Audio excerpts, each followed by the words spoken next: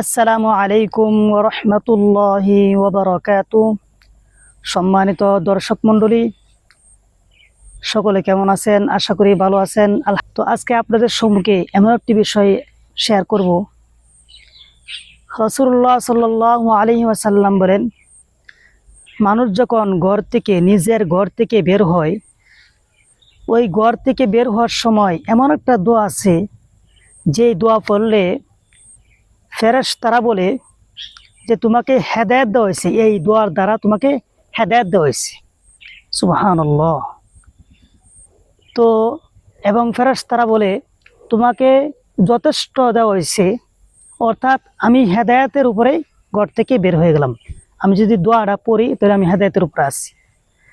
দোয়াটা হলো, তো সাথেই থাকেন, দোয়াটা বলতেছি। তো আশা করি এই ভিডিওটা শেয়ার করে সকলের কাছে পৌঁছে দিবেন, এটা আমার আশাবাদী আপনাদের কাছে। দোয়াটা একেবারে সহজ। বিসমিল্লাহি তাওয়াক্কালতু আলাল্লাহি লা হাওলা ওয়ালা কুওয়াতা ইল্লা বিল্লাহ।